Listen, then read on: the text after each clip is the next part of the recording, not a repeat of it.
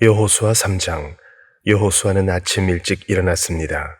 그와 모든 이스라엘 백성들은 시딤에서 출발해 요단강으로 가서 강을 건너기 전에 거기서 묵었습니다. 3일 후 지휘관들이 진영에 두루다니며 백성에게 명령했습니다. 너희가 너희 하나님 여호와의 언약궤와 레위 사람들인 제사장들이 그 궤를 메고 가는 것을 보면 너희는 너희가 있던 곳을 떠나 그 궤를 따라가라. 다만 너희는 그 궤와 거리가 약 2000규빗쯤 되게 하고 궤에 가까이 가지는 말라. 그러면 너희가 어떤 길로 가야 할지 알게 될 것이다. 너희가 전에는 이 길로 지나간 적이 한 번도 없었다. 여호수아가 백성들에게 말했습니다. 너희는 스스로 정결하게 하라. 내일 여호와께서 너희 가운데 놀라운 일을 행하실 것이다. 여호수아가 제사장들에게 말했습니다. 언약궤를 메고 백성들 앞서 강을 건너라. 이에 제사장들은 언약궤를 메고 백성들 앞서 갔습니다. 그러고 나서 여호와께서 여호수아에게 말씀하셨습니다. 오늘 내가 모든 이스라엘이 보는 앞에서 너를 높일 것이다. 내가 모세와 함께 했듯이 너와도 함께하는 것을 이스라엘이 알게 될 것이다. 언약궤를 메고 가는 제사장들에게 말하여라.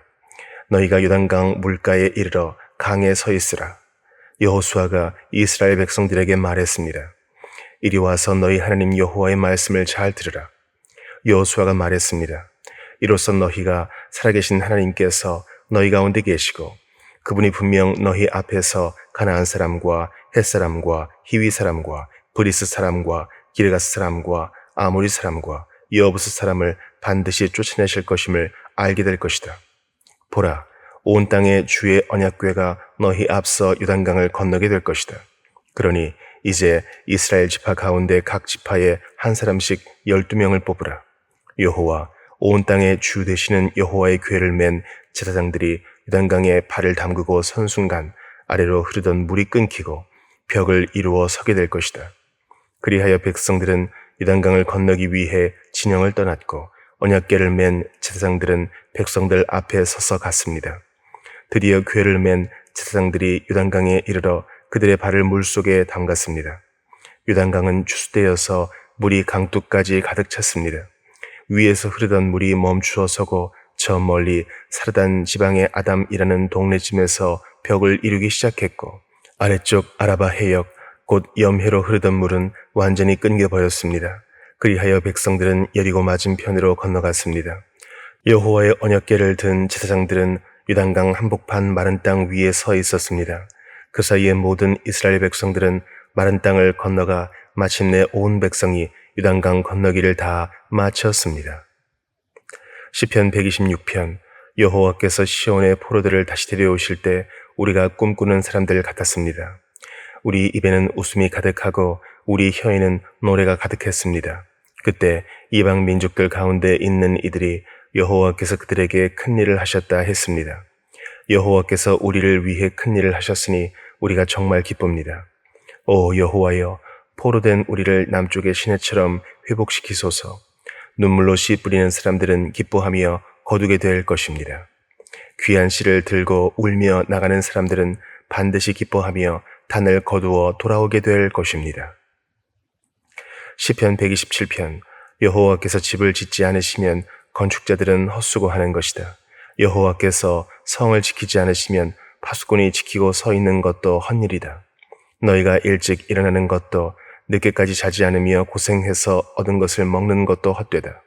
여호와께서는 사랑하시는 사람들에게 잠을 주시기 때문이다. 자식들은 여호와의 유산이요 모태의 열매는 그분께 받는 상이다.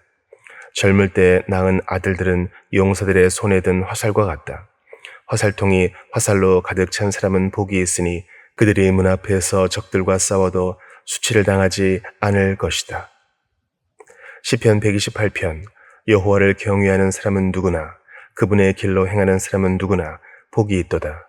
내가 내 손으로 수고한 것을 먹을 것이요 내가 행복해지고 잘 되리라. 내 아내는 내 집안 곳곳에서 열매 맺은 포도나무 같겠고 내 자식들은 올리브 나무들처럼 내 식탁 주위에 둘러 앉으리라. 여호와를 경외하는 사람은 이런 복을 받으리라. 여호와께서 시온에서 내게 복 주시리라. 너는 평생토록 예루살렘이 잘되는 것을 보리라. 내 자식의 자식들을 보기까지 하리라. 이스라엘의 평화가 있기를. 이사야 63장. 에돔에서 오시는 이분은 누구신가? 주홍빛 옷을 입고 보스라에서 오시는 이분은 누구신가? 광채로 옷을 입고 그 큰 힘으로 터벅터벅 걸어오시는 이분은 누구신가? 나는 정의를 말하며 구원할 만한 힘을 가진 자다. 왜 그대의 옷이 포도주 틀을 밟는 사람의 옷처럼 붉게 물이 들었습니까? 나는 혼자서 포도주 틀을 밟았다. 백성 가운데 아무도 나와 함께한 사람이 없다. 내가 노여워서 그들을 내리밟았고 분이 나서 그들을 짓밟았다. 그러자 그들의 피가 내 옷에 튀어서 내 옷이 온통 피로 더러워진 것이다.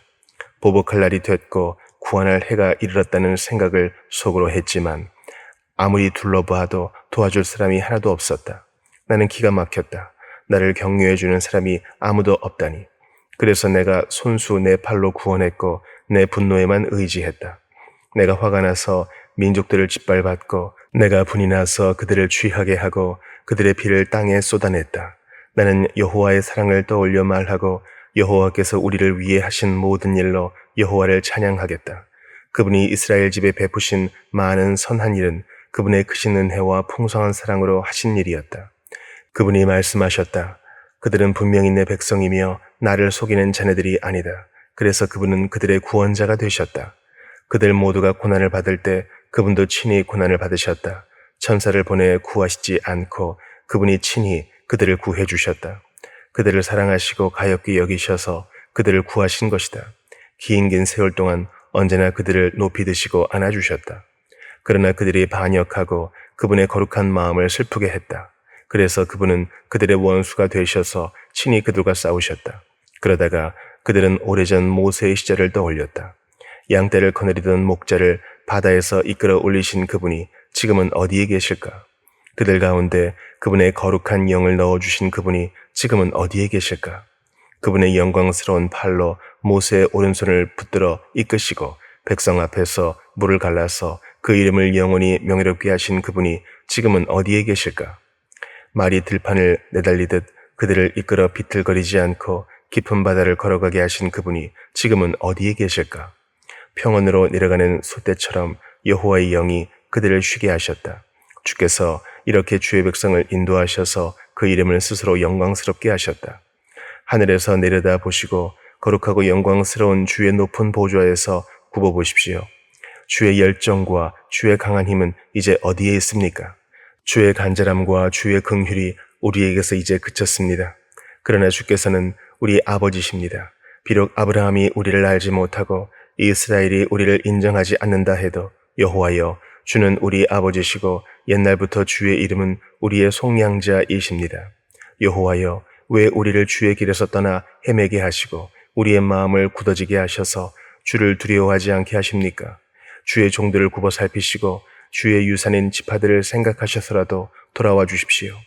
잠시 동안 주의 백성이 주의 성소를 차지했었지만 이제 우리의 원수들이 주의 성소를 짓밟았습니다.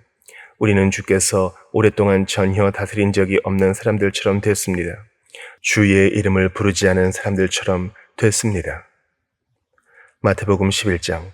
예수께서 12 제자에게 가르치시기를 끝마친 후에 여러 마을에서도 가르치시고 말씀을 전하시기 위해 그곳을 떠나가셨습니다. 요한이 감옥에서 그리스도께서 하시는 일에 대해 듣고 자신의 제자들을 보내 예수께 물었습니다. 오실 그분이 바로 선생님이십니까? 아니면 저희가 다른 사람을 기다려야 합니까? 예수께서 대답하셨습니다. 돌아가서 너희가 여기서 보고 듣는 것을 요한에게 전하라. 보지 못하는 사람이 보고 다리를 저는 사람이 걷고 나병 환자가 깨끗해지며 듣지 못하는 사람이 듣고 죽은 사람이 살아나고 가난한 사람들에게 복음이 전파된다고 하라. 나로 인해 걸려 넘어지지 않는 사람은 복이 있다. 요한의 제자들이 떠나자 예수께서는 사람들에게 요한에 대해 말씀하기 시작하셨습니다. 너희가 무엇을 보려고 광야로 나갔느냐? 바람에 흔들리는 갈대냐? 그렇지 않으면 무엇을 보려고 나갔느냐? 좋은 옷을 입은 사람이냐? 아니다. 좋은 옷을 입은 사람은 왕궁에 있다. 그러면 무엇을 보려고 나갔느냐? 예언자냐? 그렇다. 내가 너희에게 말한다. 그는 예언자보다 더 위대한 인물이다. 이 사람에 대해 성경에 이렇게 기록됐다. 보라, 내가 내 앞에 내 사자를 보낸다. 그가 내 길을 내 앞서 준비할 것이다. 내가 진실로 너희에게 말한다. 지금까지 여인에게서 난 사람 중에 세례자 요한보다 더 큰 사람이 일어난 적은 없다. 그러나 하늘나라에서는 가장 작은 사람이라도 그보다는 크다. 세례자 요한 때부터 지금까지 하늘나라는 침략당하고 있으니 침략하는 사람들이 차지하게 될 것이다. 모든 예언자들과 율법이 예언한 것은 요한까지다. 만약 너희가 이 예언을 받아들이기 원한다면 요한 그 사람이 바로 엘리야다. 귀 있는 사람은 들으라. 이 세대를 무엇에 비유할 수 있을까? 그들은 마치 장터에 앉아 다른 아이들을 향해 이렇게 소리치는 아이들과 같다. 우리가 너희를 위해 피리를 불어도 너희는 춤추지 않았고 우리가 애도하는 노래를 불러도 너희는 슬피 울지 않았다. 요한이 와서 먹지도 마시지도 않을 때는 사람들이 저 사람이 귀신 들렸다 하더니 인자가 와서 이렇게 먹고 마시니 여기 먹보에다 술꾼 좀 보라. 게다가 세리와 죄인과도 친구가 아닌가 하는구나. 그러나 지혜는 그 행한 일로 옳다는 것을 입증하는 법이다. 그러고 나서 예수께서는 기적을 가장 많이 보여주신 도시들을 꾸짖기 시작하셨습니다. 그들이 회개하지 않았기 때문입니다. 고라시나, 내게 화가 있을 것이다. 베세다야, 내게 화가 있을 것이다. 너희에게 베푼 기적들이 두로와 시돈에서 나타났다면 그들은 벌써 오래전에 베옷을 입고 죄를 뒤집어 쓰고 앉아 회개했을 것이다. 그러나 내가 너희에게 말한다. 심판날에 두로와 시돈이 너희보다 견디기 더 쉬울 것이다. 그리고 너 가버나움아, 내가 하늘에 들려 올라갈 것 같으냐? 아니다. 너는 저 음부에까지 내려갈 것이다. 내게 베푼 기적들이 소돔에서 나타났다면 그 도시가 오늘까지 남아 있었을 것이다. 그러나 내가 너희에게 말한다. 심판날에 소돔 땅이 너희보다 더 견디기 쉬울 것이다. 그때 예수께서 말씀하셨습니다. 아버지, 하늘과 땅의 주님, 제가 찬양합니다. 이 모든 것을 지혜롭고 학식 있는 사람들에게는 감추시고 어린아이들에게는 나타내셨습니다. 그렇습니다, 아버지. 이것이 바로 아버지의 은혜로우신 뜻입니다. 내 아버지께서 모든 것을 내게 맡기셨습니다. 아버지 외에는 아들을 아는 사람이 없고 아들과 또 아들이 택해 계시해 준 사람들 외에는 아버지가 누구인지 아는 사람이 없습니다. 수고하고 무거운 짐을 진 모든 사람은 다 내게로 오라. 내가 너희를 쉬게 할 것이다. 나는 마음이 온유하고 겸손하니 너희는 내 멍에를 메고 내게서 배우라. 그러면 너희 영혼이 쉼을 얻을 것이다. 내 멍에는 메기 쉽고 내 짐은 가볍다.